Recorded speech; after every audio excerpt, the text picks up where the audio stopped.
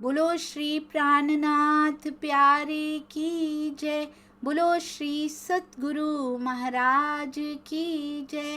पन्ना धाम की जय।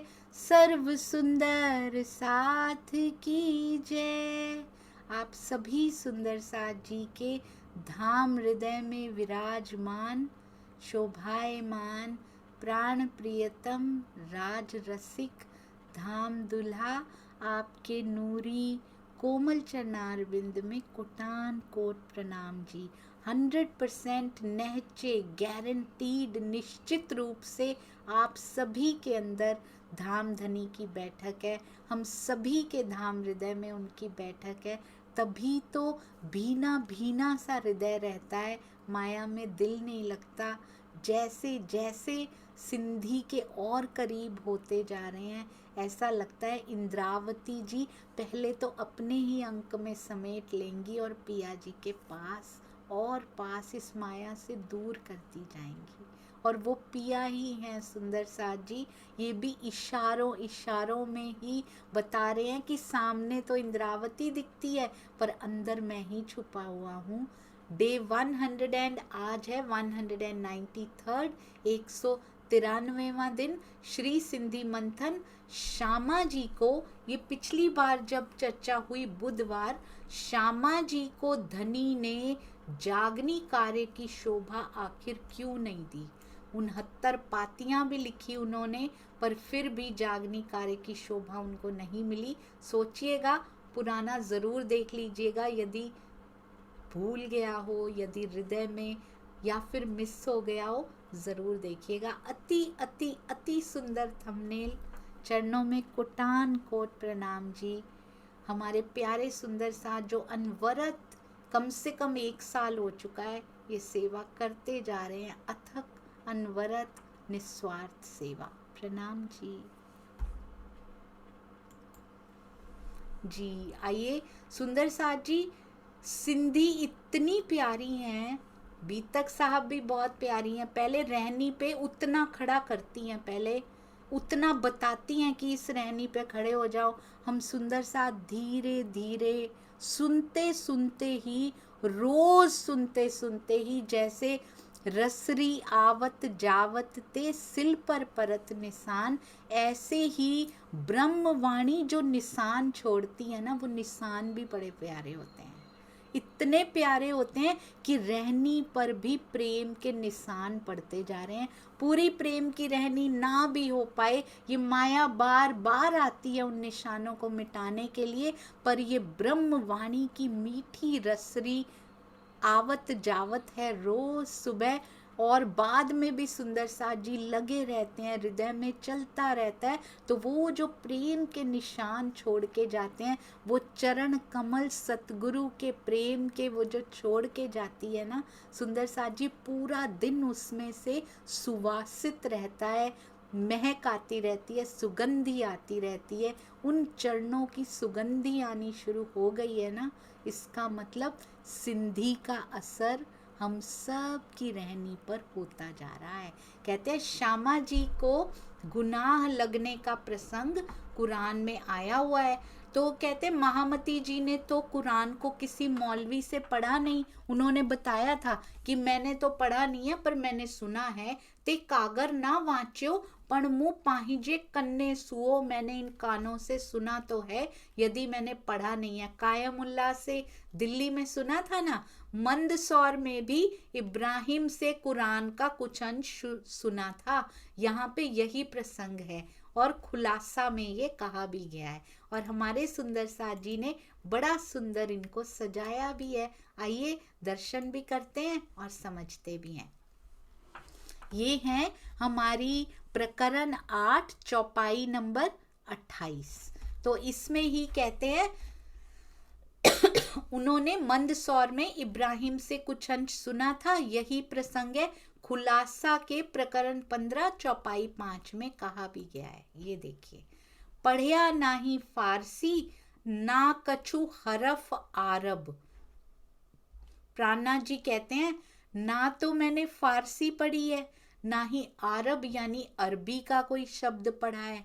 सुन्या ना कान कुरान को, मैंने अपने कानों से कुरान भी नहीं सुना है, किंतु और खोलत मायने सब, किंतु कुरान के सभी गुह्य रहस्यों को मैंने ही खोला है। भावार्थ इसका ना बड़ा सटीक प्रैक्टिकल एग्जाम्पल मैंने देखा है।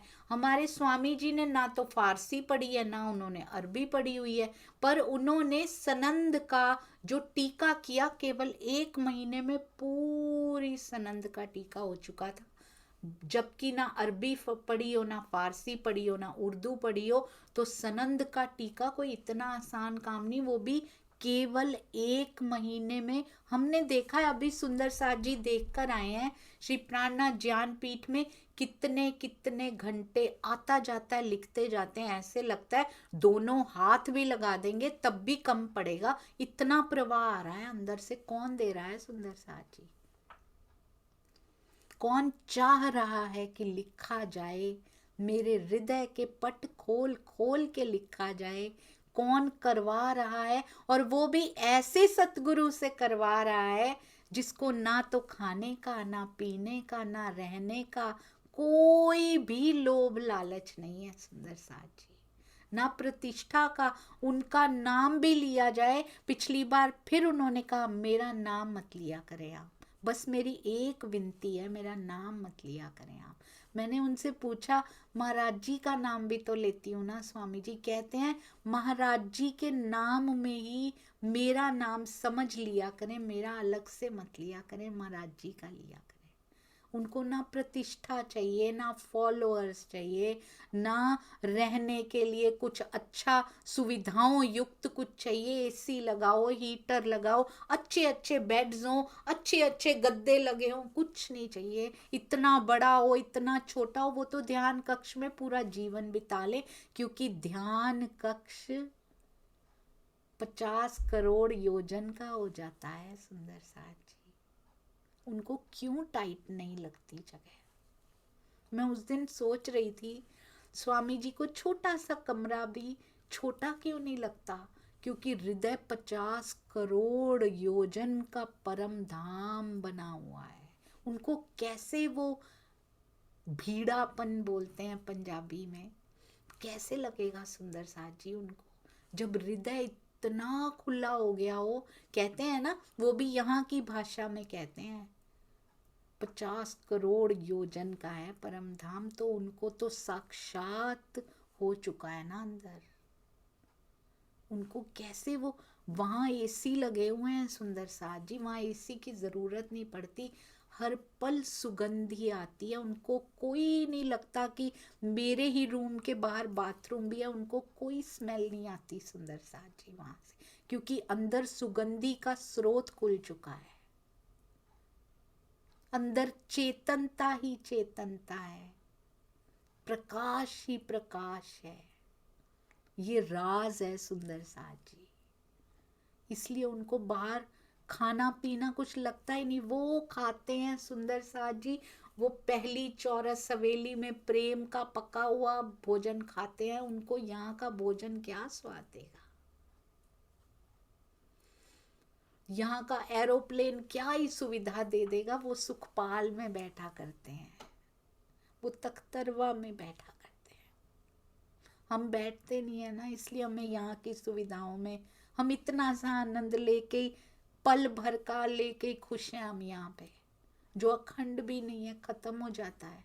जिसको वो अखंडता मिल चुकी, उसको कहाँ रस आएगा यहाँ? जिसने उस सुंदरता को देख लिया, युगल स्वरूप के चरणार बिंद अपने हृदय में बसा लिए हों, उनके मुखार बिंद की शोभा में खोने के लिए बार बार हृदय मचलता है, मैं फिर जाऊं, मैं फिर जाऊं। फिर जा रहे हैं सुंदर साथ जी, मैं साधना में ही बैठूं, उनका दिल नहीं करता बाहर आने को। हमारे लिए उनकी एक एक जो सुंदर साथ जी, जो कष्ट आता है उनके शरीर के ऊपर भी, उस पे हमारा नाम लिखा होता है, उनका दिल नहीं होता बाहर आने का भी। जागनी की सेवा सौंप रखी है धनी ने, उस जागनी पे मेरा नाम लिखा है, मैं जाग नहीं रही अभी तक, इसलिए उनको आना पड़ता है। इंद्रावती छोड़ के आना नहीं चाहती, वो डूबना चाहती है पर वाणी लिखनी पड़ती है। वो उस कष्ट पे भी हमारा नाम लिखा है, मेरा नाम लिखा है सुंदर साथ जी, कि जो उनको छोड़ के आने में कष्ट हो रहा है कि मैं डूब रही हूँ, तेरे मुखार बिंद के सागर में डूब रही हूँ, मुझे फिर तट पे लाके बिठा दिया गया कि लिख इन सुंदर साथ के लिए, लिखना पड़ेगा, मारिफत में डूबते हुए चल हकीकत में बैठ जा जाके। तो आज सुंदर साथ जी ना फारसी पढ़ी है ना अरबी पढ़ी है, पर जब आप पढ़ावें खसम तो ये लैंग्वेजेस क्या चीज है। जिसने परम धाम को देख लिया, एक बहुत सुंदर कोई चौपाई आती है, उनके अर्थ में लिखा हुआ था स्वामी जी ने, जो परम धाम का जर्रा जर्रा देखता है, बेहद से भी परे, कोई हद नहीं है। 50 करोड़ योजन तो कह दिया जाता है, हमारी बुद्धि में समाता नहीं है सुंदर साथ जी, कोई सीमा नहीं है हमारे धाम की, कोई सीमा नहीं है वहां पे। जिसके अंदर वो समा जाए जो अनंत है, जो अपार है, जो अपरंपार है, उसके लिए ये काल माया क्या चीज है। एक एक कण दिखाई देता है उसको काल माया का, तो ये अरबी फारसी क्या चीज है।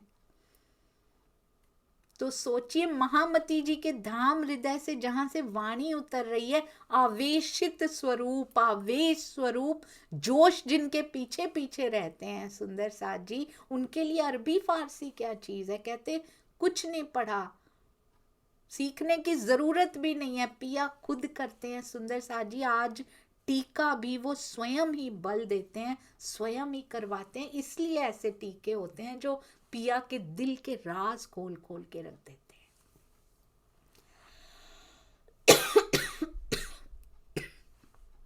भावार्थ में कहते हैं, इस चौपाई को पढ़कर श्री प्राणनाथ जी को आचार्य, कवि, महापुरुष आदि मानवीय दृष्टिकोण से देखने वाले उन तथा कथित स्वयं भू विद्वानों को ये आत्म मंथन करना चाहिए कि वो किस प्रमाण के आधार पे कहते हैं कि श्री प्राणनाथ जी कुछ वर्ष अरब में रहे थे तो अरबी भाषा सीख गए थे।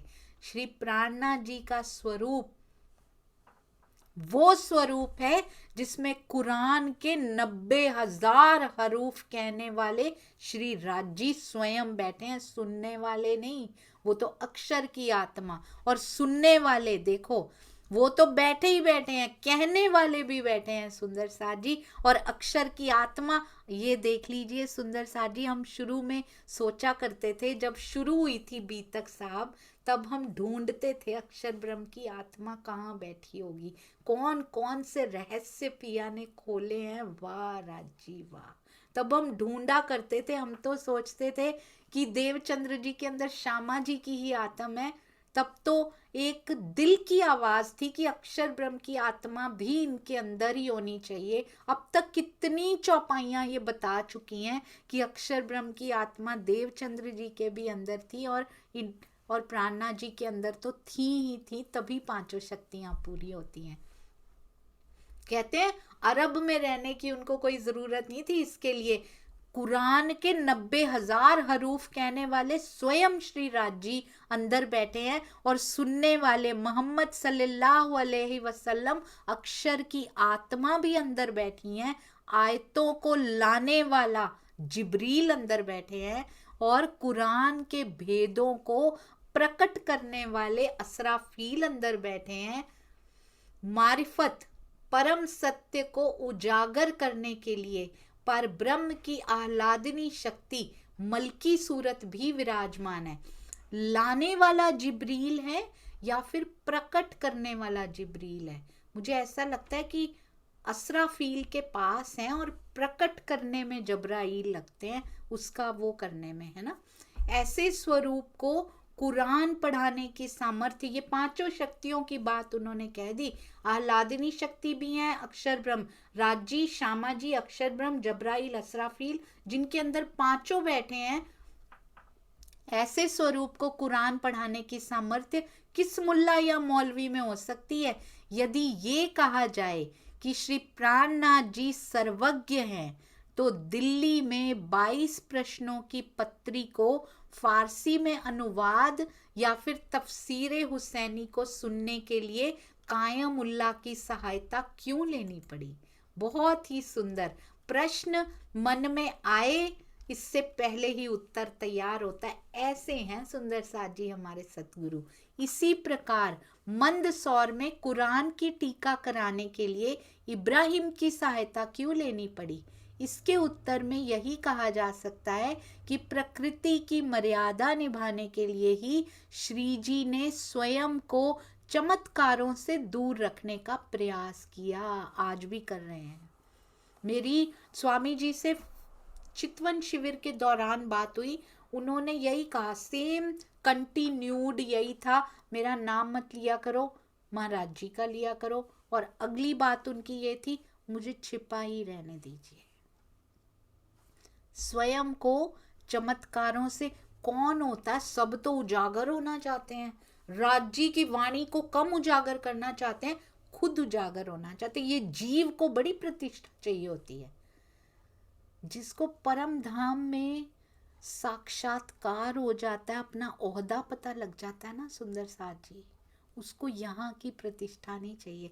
जिसको साक्षात्कार हो, पता लग जाता है मैं किस हृदय की अंग स्वरूपा हूँ, मैं किसका तन हूँ, इससे बड़ा ओहदा यहाँ क्या मिलेगा।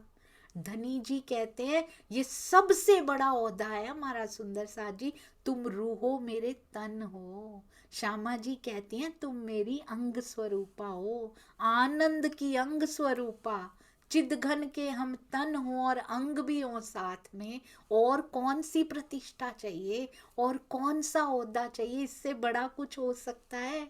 पर इस जीव को चाहिए होता है सुंदर साथ जी, यहाँ प्रतिष्ठा, यहाँ ओहदे उन्हीं को चाहिए होते हैं जो आत्म स्वरूप में स्थित होने की ओर बड़े भी नहीं होते, उनको चाहिए होते हैं। नहीं तो श्री जी तो आराम से चमत्कार करते, सबको खींच लेते अपनी तरफ। नहीं, स्वयं को चमत्कारों से दूर रखने का प्रयास किया। इसी को तो कहते हैं, आपने देखा सुंदर साथ जी, टोने ही को आकार, यहाँ का आकार लेके बैठे हैं, बिल्कुल हमारे जैसा बिहेव कर रहे हैं। आपने देखा सुंदर साथ जी, बड़ा माइन्यूटली ऑब्जर्व कीजिएगा, ब्रज में सामने खड़े थे, पूतना को भी मार दिया, अघासुर बघासुर और पता नहीं कितने आते गए, सबको मारते गए, इंद्र भगवान को हरा के दिखा दिया, ब्रह्मा जी को भी पूरा याद दिला दिया कि ऐसे प्रसाद नहीं मिलता, शिव जी को भी बता दिया, सब कुछ सामने खड़े होके किया सुंदर साथ जी। आज कहते टोने ही को आकार लेके बैठा हूं मैं, कोई चमत्कार भी नहीं करूंगा मैं, तुम्हें पता ही नहीं लगेगा अंदर बैठा कौन है। पहचानने वाला पहचानेगा, और आज कैसे पहचानेगा, वहां तो हर पल साथ लिए फिरते थे हमें, ब्रज में ही हमें सबको रखा हुआ था, ब्रज में ही खुद भी रहते थे, पता था शाम को मिलेंगे ही मिलेंगे, और खेलते वेलते नजर आ जाएंगे इधर उधर, अलग करते ही नहीं थे। रोम रोम में से ध्वनि भी निकालते थे हमारे, शाम शाम रोम रोम पुकारता था, कभी पता ही नहीं लगता था, इंतजार में ही निकल जाता था उतना समय तो, क्योंकि अंदर से आवाज आती रहती थी, मिलते से थे तो बाहर से आनी शुरू हो जाती थी, कोई फर्क ही नहीं था। अब कैसे छुप के बैठा हूं, अब भी मैं तन लेके बैठा हूं, तब तो तन भी बड़ा स्पेशली लेके बैठ गए थे, पूरी दुनिया ही गुणगान करते नहीं थकती, प्यारे श्री कृष्ण जी का तन जिसमें मेरे धनी ने लीला की। कितना प्रेम आना चाहिए, धनी श्री देवचंद्र जी पे इतना प्रेम आता है तो उन पे कितना आना चाहिए, प्राणनाथ जी पे इतना आता है तो उन पे कितना आना चाहिए। मेरे पिया बैठे, सारी दुनिया गुणगान करते नहीं थक रही है कि इतना सुंदर, इतना मनमोहक चलिया, किस किस नाम से उनको पुकारते हैं। आज क्या कर दिया, कहते अब मैं इतना मनमोहक तन भी नहीं, बिल्कुल तेरे जैसा तन लेके बैठूंगा, कोई चमत्कार नहीं नजर आएगा तुम्हारी आंखों को, कोई कुबलिया पीड़ को नहीं, वो तो खैर रास बिहारी जी ने मारा था, कोई सामने से दिखाई नहीं देगा कि पूतना को मार रहा हूं, तुम्हारे अंदर की पूतना को मार डालूंगा। ऊपर दिखाई नहीं देगा। जाहिरी लीला अब खत्म हो गई सुंदर साज जी, अब बातुनी लीला होती है। अघासुर को मारूंगा, बगासुर भी मारूंगा, तेरे ही अंदर का अहंकार होगा जिसको मारूंगा, वही अघासुर बगासुर बन के बैठा है। यही मैं जो खड़ी हो जाती है, उस मैं रूपी पूतना को भी मार दूंगा, तुम्हें पता ही नहीं लगेगा। पर कैसे होगा ये, कब मारे भी जाएंगे, जब हम वाणी पढ़ेंगे सुंदर साज जी। ये मैं नहीं मरती उसके बिना, कहते वाणी में आके बैठ जाऊंगा मैं, और ऐसा आकार तुम्हारे जैसा लेके सतगुरु रूप में सामने भी बैठ जाऊंगा, ब्रह्मवाणी में भी समा जाऊंगा। अगर तुम मंथन नहीं करोगी तो आकार लेके बैठे हुए को भी नहीं पहचान पाओगी। ये कर दिया उन्होंने इस बार सुंदर साज जी। वेरी स्पेशल खेल, इसलिए कहते हैं, ऐसे नहीं, मैंने भी रटा हुआ था ये ब्रज राज जागनी परमधाम, ऐसे नहीं होता सुंदर साज जी। जागनी, जाग के ही देखी जा सकती है। तब तो सुंदर साज जी नींद में ही देख लिया हमने सारा कुछ, और दिखाई दे रहा था सब, प्रेम भी पाया, सब पाया। अब नहीं मिलेगा, जागे बिना नहीं मिलेगा, सोते सोते नहीं मिलेगा। अब तो पहचानना पड़ेगा पिया जी को, सब दिखाई देगा सुंदर साज जी। बाहरी चमत्कारों से दूर रखा है, अंदर के चमत्कार किया करते हैं, ऐसा उजाला दे देते हैं अंदर। यहाँ बैठे बैठे ब्रज में नहीं मिला सुंदर साज जी कि परम धाम नजर आ जाए, युगल स्वरूप परम धाम का वो नूरी स्वरूप नजर आ जाए। रास में परम धाम नहीं मिला सुंदर साज जी, यहाँ मिलेगा, यहाँ परम धाम का जर्रा जर्रा मिलेगा। और विहार करना शुरू किया, उसके बाद कुछ नहीं चाहिए होता। ये माया का कुछ कोई कैसे कर सकता है अट्रैक्ट कुछ उसके सामने। मैं हमेशा आई वॉज वंडरिंग, हमेशा मैं सोचती थी स्वामी जी को क्यों ये चीजें अट्रैक्ट नहीं करती। अब समझ में आता है कैसे कर सकती हैं। जो नूरी देखता हो उसको कहाँ ये चीजें अच्छी लगेंगी, उसको कहाँ लगता होगा कि मैं ट्रेन के जनरल डब्बे में बैठा हूं या मैं हवाई जहाज में बैठा हूं। वो तो सुखपाल में बैठा होता है, उनको कैसे पता लगेगा। सतगुरु तो वहां बैठे होते हैं, उनको पता ही नहीं लगता मेरे जीव को, मेरे तन को कुछ नजर आ रहा है, कुछ हम बाहर की नजरों से देखते हैं। महाराज जी को क्यों फील नहीं होता, मुझे भूख लगी है, कल को वाणी जब मिल जाएगी सुंदर साज जी, अभी तो फिर भी लगता है कि हाँ शुक्र है इनको पता लग गया मुझे भूख लगी थी। वाणी मिलने के बाद उनकी स्थिति देखिएगा, क्योंकि वो विचरण कहीं और करते हैं सुंदर साज जी। हमारे परमहंस महाराज जी विचरण कहीं और करते हैं, बिल्कुल महामती जी के नक्शे कदमों पे चल के चमत्कारों से कहते दूर रखने का प्रयास किया, ताकि मोमिनों को शोभा भी मिले। डंडी उठाई, दयाराम जाओ लेकर आओ तफसीरे हुसैनी, उनको शोभा भी तो देनी है। चमत्कार से मंगवा लेते तफसीरे हुसैनी, नहीं, दयाराम जी को खुशी कैसे मिलेगी। सारा काम खुद कर सकते हैं तो फिर हम जैसे छोटे छोटे सुंदर साथ को खुशी कैसे मिलेगी। हमने भी सेवा की, हम कर वही रहे हैं, खुशियां शोभा हमें दे रहे हैं, तुम भी खुश हो, लगे रहो ताकि सेवा के माध्यम से धनी की ओर बढ़ो। ये पर्पस है सेवा देने का भी। दयाराम जी भी पता नहीं तफसीरे हुसैनी लेने गए और 12 मोमिनों में आने के लिए तैयार हो गए हो। जब उन्होंने मार्केट में जाके वो सर्कमस्टांसेस, वो परिस्थितियां देखी हो, शायद तभी अंदर वो बीज प्रस्फुटित हुआ हो कि मुझे भी जाना है, मुझे भी जाना है, मुझे भी स्वयं को न्योछावर करना है। शायद वही परिस्थिति बनी हो, सेवा ने वो सुंदर साज जी रोल निभाया हो। हमारी सेवा पता नहीं किसके लिए तैयार कर रही है हमें, कि हमें भी करना है। पिया जीव को खड़ा कर रही है, श्री जी चाहते हैं हमारा जीव खड़ा होता जाए पिया के और पास। बस एक ही पर्पस है उनका, कहते 24/7 आई एम अवेलेबल। मुझे कोई और काम नहीं, दे में रूहों लाड लज्जत, मुझे उसके अलावा कोई काम नहीं है। तुम्हारे पास काम पड़े हैं, मेरे पास कोई और कार्य नहीं है, बस लाड लज्जत ही देने आया हूं मैं, तो वही दूंगा तुम्हें। हम भी सुंदर साथ जी उस लाड लज्जत को समाना शुरू करें वाणी के माध्यम से। पहले वाणी के माध्यम से सेवा बड़ी आसान कर देती है राम। मुझे तो चौपाइयाँ पता नहीं थी क्या क्या लिखी हुई, मैंने वाणी पूरी पढ़ी भी नहीं हुई सुंदर साथ जी। पढ़ी का मतलब पारायण नहीं बोल रही, गहरा मंथन जिसको बोलते हैं, मंथन भी पूरा नहीं, अर्थ सहित पूरी नहीं पढ़ी हुई सुंदर साथ जी अभी तक। मुझे नहीं पता था वाणी में ऐसी चौपाइयाँ आती हैं, पर ये प्रैक्टिकली ये पता था कि जो सेवा कर रही है ना, टाइम ही नहीं मिलने देती किसी से कुछ ईर्ष्या करे, उसके बाद वो विकार बेचारे खत्म ही हो जाते, कहते टाइम ही नहीं है इसके पास। अब ईर्ष्या करने के लिए समय तो चाहिए कि नहीं चाहिए, द्वेष करने के लिए समय तो मांगता है ना, ये विकार समय तो मांगते हैं ना, वो समय कुर्बान कर दीजिए। समय सबसे बड़ा धन है सुंदर सा जी, उसको खर्च कीजिए सेवा में, वाणी मंथन में, चितवनी में, ये धन यहाँ का खर्च कीजिए, देखिए क्या मिलता है आगे से। विकारों पे ये धन खर्च नहीं करना, बिल्कुल नहीं करना, बहुत गलतियां हो गई हैं पहले। समय बहुत सोच समझ के खर्च कीजिए सुंदर साथ जी, यही पीछे मिस्टेक हुई है हमसे जो अब नहीं होनी चाहिए।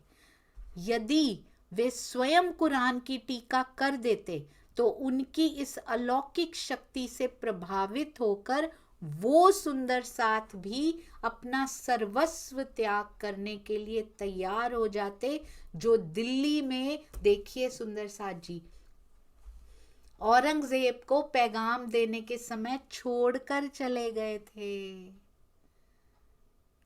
पहचान कैसे होती, बहुत सुंदर। अगर वो खुद ही टीका कर देते, अरे इनमें तो बहुत शक्तियां हैं, फिर कौन छोड़ के जाता उनको।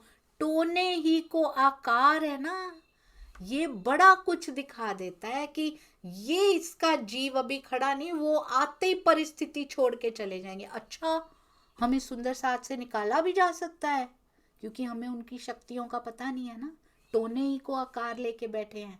नहीं भाई, हम तो ऐसे करेंगे, अब कहीं निकाल दिया तो क्या करेंगे, और जागने के लिए निकलेंगे, ये कसौटियां आती हैं, ये मुश्किलें आती हैं, नहीं भाई हम तो नहीं जाते। अगर ये होता है तो फिर तो घर में ही ठीक है, फिर तो हम तो किसी से बात नहीं करेंगे। टोने ही को आकार का प्रताप है ये। अगर हम उनकी वो शक्तियां देख लें, उनको करते हुए चमत्कार देख लें, तो फिर थोड़ी पीछे होंगे। अरे नहीं, इनमें तो शक्तियां हैं, हम नहीं पीछे छोड़ के जाएंगे। यही तो जीव की कसौटियां हैं।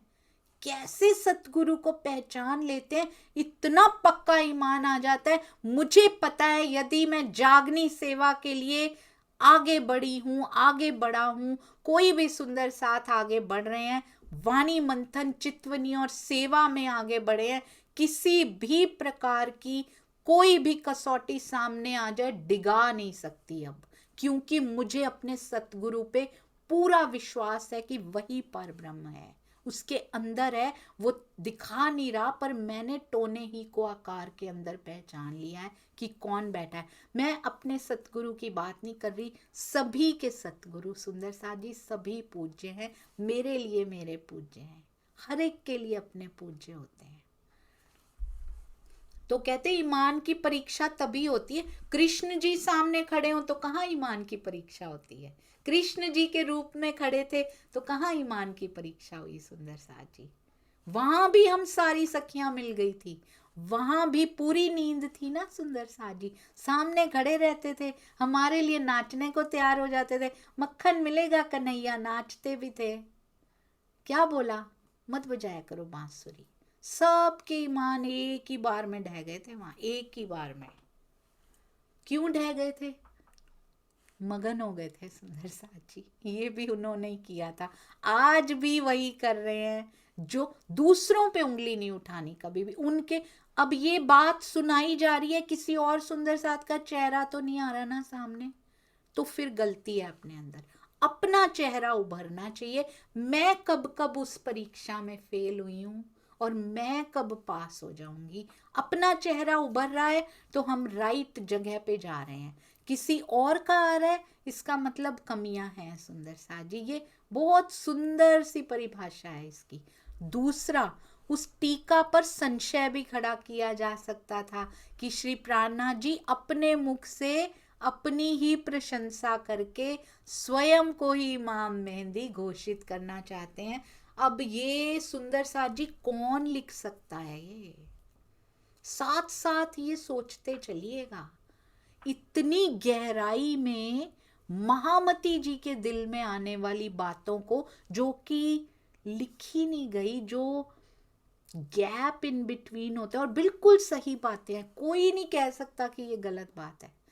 इन बिटवीन गैप को कौन पढ़ सकता है? रीडिंग बिटवीन द लाइंस, और अब और deep reading between the words, अब और deep reading between the letters. यानी कि पहले तो दो पंक्तियों के बीच में ये जो गैप होता था बहुत बड़ा होता है, फिर और गहरा उतर जाओ, दो शब्दों के बीच में ये जो गैप होता है, और माइन्यूट उतर जाओ तो दो लेटर्स, दो अक्षरों के बीच में जो गैप होता है, एक मात्रा और एक अक्षर के बीच में जो गैप होता है, इतना गहरा उतरना है सुंदर साथ जी हमने।